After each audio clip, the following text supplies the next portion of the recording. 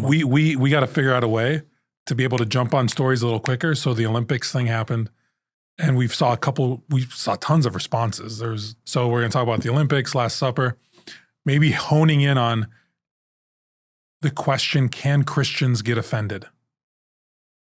Yeah. Right. We know that it's okay to offend Christians. We see it all the time. We know it's okay to offend Catholics. Heck, we're the largest group in the world, but it's okay to, it's not only okay to offend us, people who offend us are celebrated without repercussion. And so maybe let's hone in on the question of, can Christians get offended? Then there's going to be the usual Bobby and Khalil. Meandering. Yeah. Yes. Theologizing. Well, the Olympics is like, it's obviously, everyone's talking about it because it's a big deal. It's once every 4 years, every 2 years, winter, summer. But it's a big deal. The whole world is watching. It's like, it's such a big stage. Like, why is everyone talking about it? Because everybody watches. It's a big deal.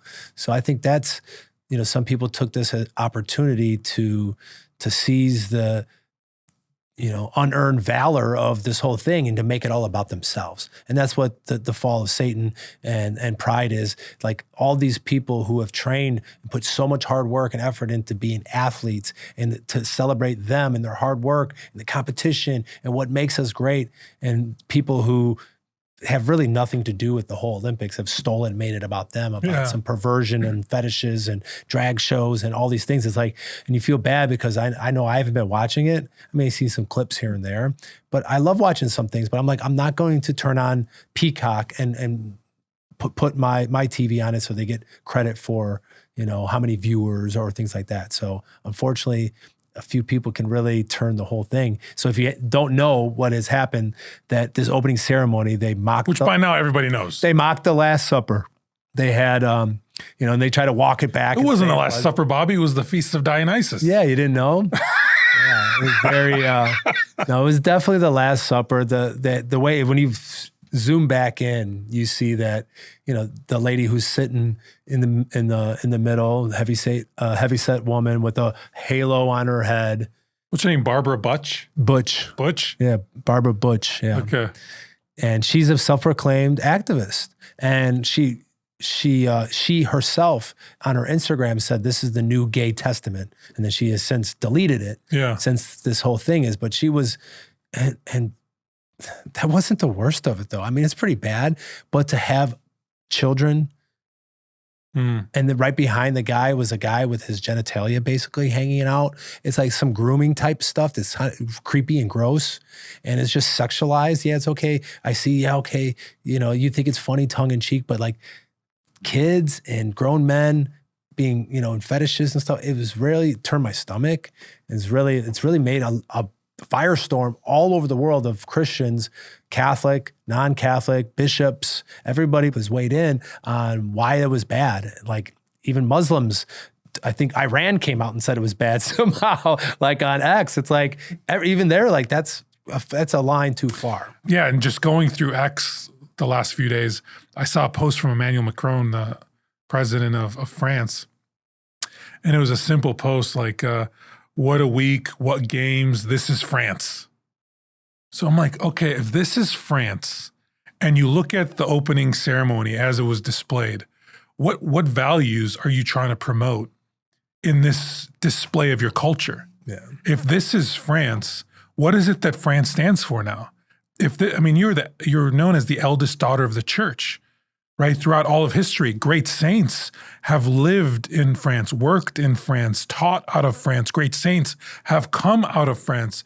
And so now we're saying this is France, and it's it's a blasphemy of those values that have made you the great country that you once were. No.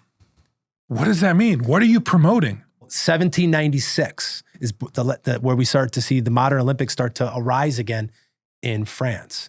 And if you know your history, 1796 is in the middle of the French Revolution, where they were beheading nuns, killing priests, taking over the churches, replacing Jesus with reason. And the churches, they were doing all these same sexual rituals. This isn't anything new. There's always been this strain, always of good and evil, no matter how much of France was or Israel. There's always forces that are fighting against it. So France does have this history of the Olympics starting back up because there's power in demonic forces. The people do gain power for making spells and worshiping the devil and selling your soul and doing those things. Things do come with that, obviously at a price.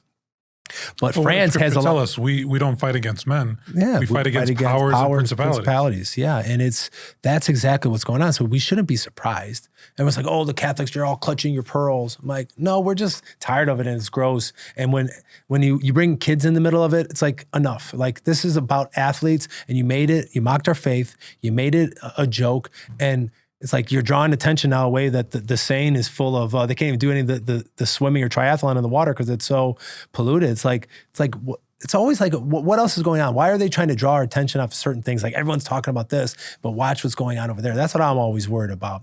But what's going on is that they're trying to slam open this Overton window that things like this are acceptable. Yeah. And if you don't say anything, the window just keeps getting bigger and bigger. The fact that there is a slippery slope, I know that's supposed to be a logical fallacy, but it seems to be, there is a slippery slope. It's like, okay, it was just a kiss. Then it was like, okay, now it's like, you have to accept this. And now it's like, no, we're going to put it in front of your face and we're going to do this. And then we're going to mock your faith in it. And you know what? Don't really say anything about it because you're Christian, be nice. So it's like, this is what I'm struggling through this whole process of this is. That's where Archbishop Fulton Sheen's got some great nuggets of wisdom there, right? The idea of tolerance. Yeah. Because our response ought to be in their eyes, a response of intolerance. And if we criticize it or if we take offense at it, then we are being intolerant. Well, why can't we take the position that the things that we hold dear, what is more sacred to a Catholic than his faith and the tenets of his faith and the representations and the images that come out of his faith, what is more dear to us? And so if that is being misconstrued and misrepresented and perverted and how it's being presented, it's okay to respond with this sense of, we're not going to tolerate this. This is not okay. Now, for Fulton Sheen, what he'll say is like, you love the individual, but you don't tolerate the sin, right? You love the sin, you love the sinner, but you hate the sin. And so it's like, in this situation, it's not okay for us to stand back and say, you guys can take that which is precious to us and throw it to pigs, right? Jesus says, don't throw your pearls to swine. And that's what we're seeing. And again, I ask the question, if this is what you're promoting as an Olympic committee, if this is what you're promoting as a country, if this is what represents the best of your culture, then what are you saying to the world we ought to kind of look up to in terms of what values and morals are going to guide and shape culture today?